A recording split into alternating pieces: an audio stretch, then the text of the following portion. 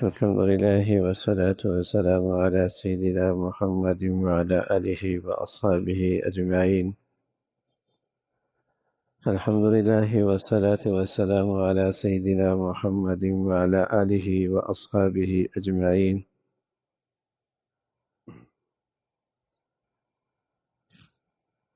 أما بعد فأعوذ بالله من الشيطان الرجيم. بسم الله الرحمن الرحيم.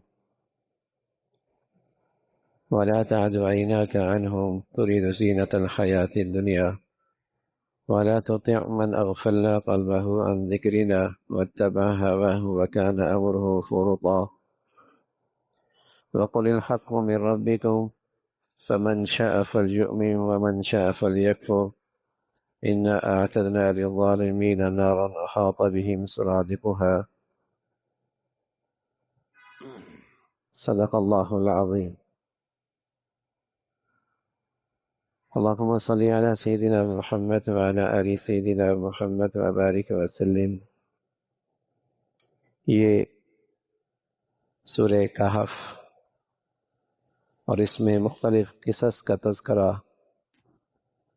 دو باغ والوں کا قصہ. اس سے پہلے چند بڑی اہم نصیحتیں زندگی کے لیے اور بہت ہی زندگی سے تعلق رکھنے والی ہدایات ہیں.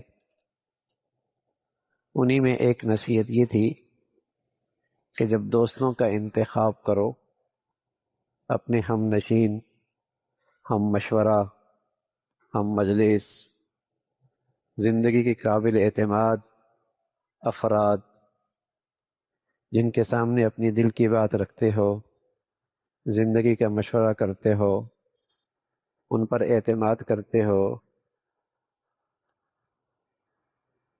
ان کے ساتھ اٹھتے بیٹھتے ہو، تو وہ انتخاب کیسا ہو. تو ان کی ایک بڑی علامت بتائی، یدعون ربهم بالغداۃ والعشی یریدون وجہہ، کہ وہ ہر حال میں اللہ کو پکارنے والے.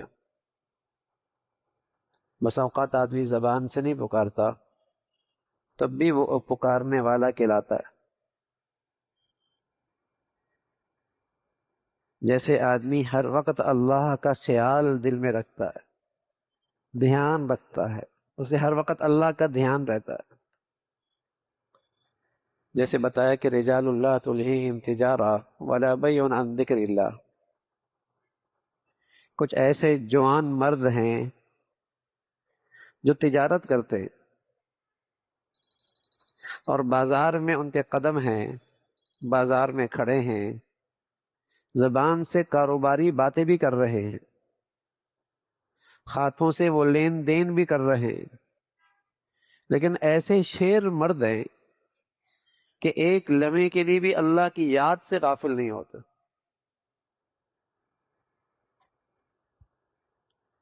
اب جو یہ اللہ کی یاد ہے اس تاجر کے پاس، وہ کون سی یاد ہے کہ وہ لین دین میں یہ خیال رکھ رہا ہے کہ اور کوئی نہیں دیکھ رہا، اللہ تو دیکھ رہا ہے.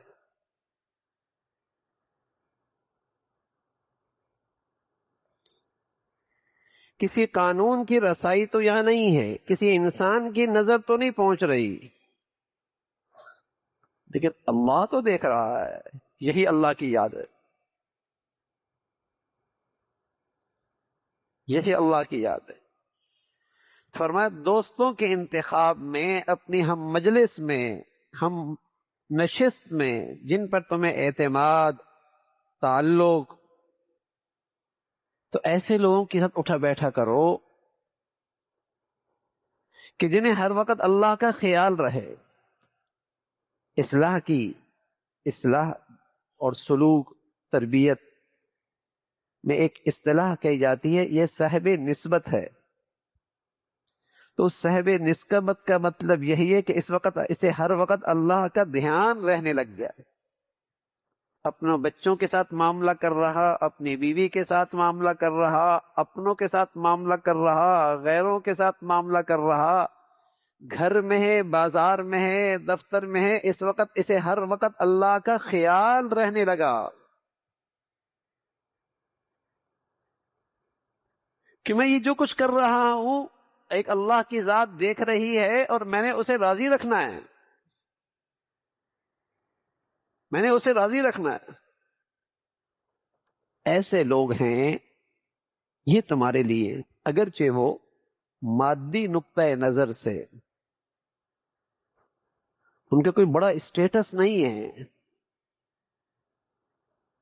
ان کا معیاری زندگی کوئی زیادہ بلند نہیں ہے، لیکن انہیں یہ دولت ملی ہے تو یہ آپ کے توجہ کے زیادہ مستحق،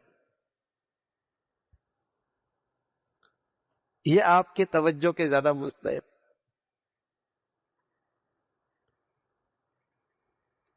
اور ساتھ ساتھ یہ بتایا کہ یہ تو رفقا کا انتخاب ہو گیا نا، ساتھیوں کا انتخاب ہو گیا. تعلق کی نوعیت کیسی ہو اس کی بھی وضاحت کر دی. تعلق کی نوعیت کیسی ہو؟ فرمایا وَلَا تَعْدُ عَيْنَاكَ عَنْهُمْ تُرِيدُ زِينَةَ الْحَيَاةِ الدُّنْيَا. عام طور پہ ہمارے ہاں ایک اصطلاح استعمال ہوتی ہے، معیار زندگی کی بلندی، زندگی کا معیار بلند کرنا ہے. بس اوقات لوگ اسے اپنا منشور بناتے ہیں اور پورے معاشرے میں یہ روح پھونکنا چاہتے ہیں کہ ہم زندگی کا معیار بلند کرنا چاہتے ہیں.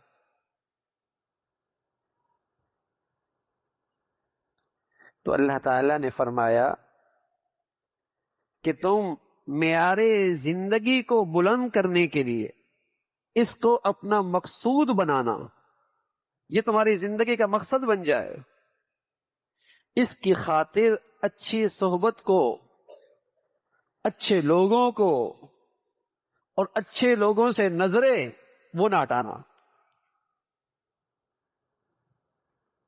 یہ جو زینت کا لفظ ہے قرآن میں، اس کا مطلب یہی ہے کہ معیار زندگی مقصود بن جائے، معیار زندگی کی بلندی، اچھا معیار زندگی ہو، یہی زندگی کا مقصد ہو جائے. اسی کی خاطر تعلیم، اسی کے لیے اسفار، اسی کے لیے تقدو، یہی مقصد ہے کہ معیار زندگی بلند ہو.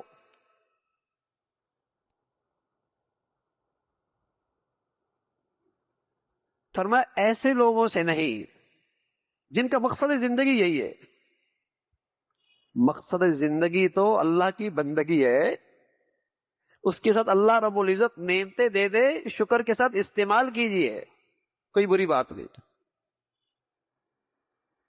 لیکن زندگی کا مقصد ہی معیار زندگی، اعلیٰ معیار زندگی، فرمایا نہیں. ان کی نشانیاں بتائیں، ان کی نشانیاں کیا ہیں جن کا مقصد زندگی معیار کی بلندی ہو، معیار زندگی کی بلندی ان کا مقصد بن جائے. ان کی 3 نشانیاں بتائیں، ان کی 3 خصوصیات. پہلی خصوصیت یہ بتائی کہ ان کا دل ہماری یاد سے غافل رہتا ہے، انہیں ہماری پرواہ نہیں ہوتی، انہیں ہمارا لحاظ ہی نہیں ہوتا، انہیں ہماری یاد نصیب ہی نہیں ہے. یہ ان کی خصوصیت ہے، اور اللہ کا ان پر ایک عذاب بھی ہے دنیا میں، کیونکہ جب یہ دل اللہ کی یاد سے خالل ہوتا ہے تو پھر دنیا کی کوئی چیز اس دل کو چین نہیں دے سکتے. اس لیے اللہ کہتا ہے ہم نے انہیں غافل کر دی، یعنی سزا بھی ہم نے دی. جن کا زندگی کا مقصد ہی معیاری زندگی ہے، ان کی پہلی نشانی ہے کہ وہ اللہ کی یاد سے، اللہ کے خیال سے، اللہ کے دھیان سے، اللہ کے حکموں سے غافل رہتے. دوسری نشانی وَاتَّبَعَ هَوَاهُ، وَاتَّبَعَ هَوَاهُ، وہ خواہش پرست ہوتے، ہوا پرست ہوتے، خواہشات کی زندگی ان کا مقصد بنتی ہے، اسی کی پیروی کرتے. اور تیسری نشانی یہ ہے مکان امرہ فرطا، تیسری نشانی یہ ہے کہ ان کے کاموں میں میانہ روی نہیں ہوتا، عدل نہیں ہوتا، اعتدال نہیں ہوتا، توازن نہیں ہوتا. بلکہ وہ ہر چیز میں انتہا پہ جاتے ہیں، اسراف میں جاتے ہیں، اسراف میں جاتے ہیں، انتہا پہ جاتے ہیں۔ ان میں میانہ روی نہیں ہے، وہ اپنی ان خواہشات کو پورا کرنے میں انتہا پہ۔ خوشیاں دیکھ لیں، لباس دیکھ لیں، رہن سہن دیکھ لیں، لباس پوشاک دیکھ لیں، اٹھنا بیٹھنا دیکھ لیں، میانہ روی نہیں ہے، انتہا۔ جن کا مقصود ہی معیار زندگی کی بلندی ہے، ان میں انتہا پسندی آتی ہے، اسراف آتا ہے۔ دیکھتے نہیں بس اوقات جب شادیاں ہوتی ہیں کیا انتہا پہ جاتے ہیں، لباس پوشاک میں کیسی باریکیوں کا اور کیا انتہا پسندی ہوتی ہے، دعوتوں میں کیسا اسراف ہوتا ہے، نشست و برخاست میں کیسی جسے کہیں کہ انتہا ہوتی ہے۔ قرآن نے ان کی خصوصیات ایسی گنائی کہ ہر آدمی ان کی پیشانیوں سے یہ نشانیاں دیکھ سکتا ہے۔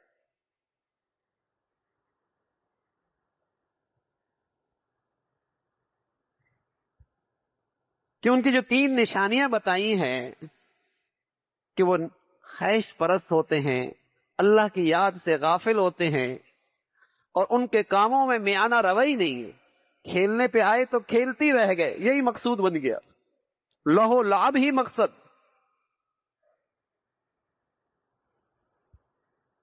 لباس پوشاک میں آئے تو ایسا لگتا ہے ان کی زندگی کا مقصد ہی یہی ہے، بناؤ سنگھار میں نکلے ایسا لگتا ہے یہ پیدا ہی اس لیے ہوئے، تعمیرات کی طرف قدم اٹھایا ایسا لگتا ہے انہوں نے ہمیشہ یہی رہنا ہے۔ کیا کہتے ہیں؟ ایسا کسی کا نہ ہو، ایسا گھر کسی کا نہ ہو، ایسی نشست کسی کی نہ ہو، اس کی ایسی دعوت کسی کے نہ ہو، ایسے زیورات کسی کے نہ ہو۔ یہ انتہا، یہ اس دجالی تہذیب کی، یہ مادی تہذیب کی خصوصیات ہیں۔ یہاں انتہا ہے، یہاں اسراف ہے، یہاں کہیں رکنا نہیں ہے اس سے آگے۔ تو اللہ تعالی نے ایمان والوں سے کہا کہ تم ان کی پیروی نہ کرنا،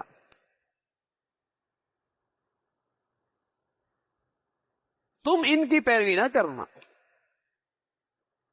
اہل ایمان کو یہ تلقین ہے کہ تم ان کے نقال نہ بیٹھنا، تم ان کی طرف نظریں اٹھا کے نہ دیکھنا، تم ان کی صحبت نہ اختیار کرنا، ورنہ رنگ آ جایا کرتا ہے، مزاج خراب ہو جاتا ہے، طبیعتیں بگڑنے لگ جاتی ہیں، صحبت کا اثر ہوتا ہے۔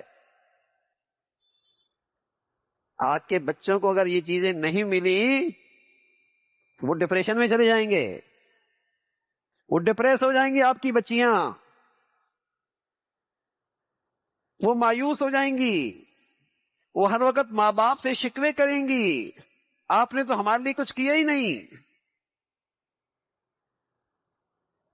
وہ گھروں میں پریشان رہنے لگیں گے، صحبت کا اثر ہوتا ہے۔ جب ایسے غافل لوگوں کے ساتھ تمہارے بچوں اور بچیوں کا اور تمہارا اٹھنا بیٹھنا ہوگا، تمہاری زندگی کا مزاج بھی بگڑنے لگے گا۔ اس لیے ایمان والوں کو نصیحت کی کہ تمہاری نشست و برخاست، تمہارا اٹھنا بیٹھنا، تمہارے ساتھ زندگی گزارنے والے ایسے لوگ ہوں جنہیں ہر وقت اللہ کی یاد نصیب ہو، بس تمہاری نظریں انہی پر ہوں، تمہارے دلوں میں تقدس، تمہارے دلوں میں عظمت، تمہارے دلوں میں احترام انہی لوگوں کا ہو۔ دولت کی بنیاد پر تمہارے دلوں میں تقدس نہ آئے، معیاری زندگی کی وجہ سے تمہارے دلوں میں لوگوں کا تقدس نہ آئے، وہ تو اللہ کی یاد سے غافل ہیں، وہ تو خواہش پرست ہیں، ان کے اندر تو میانہ روی نہیں ہے، وہ تو اعتدال سے ہٹے، وہ تو بیمار ہیں، توازن نہیں ہے نا ان کی زندگی میں۔ جیسے یہ 5 انگلیوں میں توازن ہے، لیکن ایک انگلی بے ڈنگی نکل جائے، اسے کہتے ہیں توازن نہیں۔ اللہ نے جسم کے اعضاء توازن سے بنائے ہیں، کسی کی آنکھ بڑی ہو جائے توازن نہیں رہا، 2 کانوں میں توازن ہے، ایک بڑا ہو جائے توازن نہیں رہا، 2 ٹانگیں ایک جیسی ہیں، ایک میں توازن نہ رہے تو شخصیت بگڑ جاتی ہے نا۔ فرمایا جب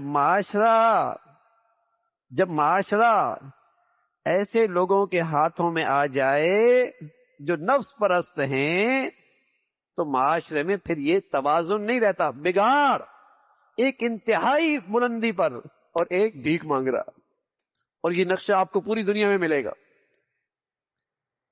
ایک طبقہ جس کے پاس دولت گننے کا اندازہ ہی نہیں، اور اسی قریب کی اسٹریٹ پہ بھیکاری نظر آئیں گے پوری دنیا میں۔ آپ مغرب دیکھ لیں، یورپ دیکھ لیں، یہ اس مغربی تہذیب کا اثر ہے۔ ایک طرف معیاری زندگی اتنا بلند، اور دوسری طرف زندگی کا کچھ بنیادی سامان بھی میسر نہیں۔ یہ دجالی تہذیب کا ہی نمایاں خصوصیات ہے، جس سے معاشرے کا توازن بگڑ جاتا ہے، سوسائٹی کا توازن بگڑ جاتا ہے۔ تو فرمایا ایمان والو، تمہاری نظروں میں، تمہاری نظریں ان پہ نہیں، تمہارے نزدیک یہ قابل تقدس نہیں، ان سے اپنے آپ کو دور رکھو، ورنہ بری صحبت کا، برے مزاج کا اثر پڑتا ہے۔ اور یہ تلقین فرمائی، اور پھر فرمایا وَقُلِ الْحَقُّ مِن رَبِّكُمْ، وَقُلِ الْحَقُّ مِن رَبِّكُمْ، جو تمہارے پالنے والے کی طرف سے سچائیاں ہیں زندگی کی، حق زندگی کی سچائیاں، میں رب کی طرف سے، پالنے والے کی طرف سے جو زندگی کی سچائیاں ہیں، ان کا اعلان کرتے رہو۔ یعنی تمہارا صرف اپنی ذات سے نیک سیرت ہونا کافی نہیں، اس سے معاشرہ نہیں بنے گا، اس سے سوسائٹی نہیں بنے گی، اس سے ماحول نہیں بنے گا۔ وہ جو تمہارے رب نے سچائیاں دی ہیں نا زندگی گزارنے کی، اس کا اعلان کرتے رہا کرو، زبان سے، تحریر سے، اجتماعی، انفرادی، کسی بھی طرح اس کے تذکرے ہونے چاہیے، اس سچائی کے تذکرے ہوتے رہنے چاہیے، کانوں میں باتیں پڑتی رہنی چاہیے۔ تو پھر اللہ میاں نے تسلی بھی دی، فمن شاء، کچھ لوگ ایسے ہیں جو قبول کریں گے، کچھ نہیں کریں گے، کچھ قبول کریں گے، کچھ نہیں قبول کریں گے۔ تسلی دی کہ تم تو کامیاب ہو گئے جب تم نے حق کی تبلیغ کر دی، جب تم نے ان سچائیوں کو اپنے تذکروں میں لے کے آ گئے، تم تو کامیاب ہو گئے۔ اب سامنے والا قبول کرے نہ کرے، تم اپنے مقصد میں کامیاب ہو گئے، مایوس ہونے کی ضرورت نہیں ہے، مایوس ہونے کی ضرورت نہیں ہے، بس اس سچی زندگی کے تذکرے ہونے چاہیے۔ سلیم الفطرت لوگ اس کا اصل لیا کرتے ہیں، سلیم الفطرت طبیعتیں اسے قبول کیا کرتی ہیں۔ وَقُلِ الْحَقُّ مِن رَبِّكُمْ، تو تمہارے پالنے والے کی طرف سے جو زندگی کی سچائیاں ہیں، حق ہیں، اس کا اعلان کرو، اس کے تذکرے کرو، وہ کرتے رہو۔ کچھ قبول کریں گے، کچھ قبول نہیں کریں گے، لیکن آپ اپنے مقصد میں، آپ اللہ کے حکم میں کامیاب ہو گئے، یہی مقصود ہے۔ اللہ تعالی عمل کی توفیق نصیب فرمائے۔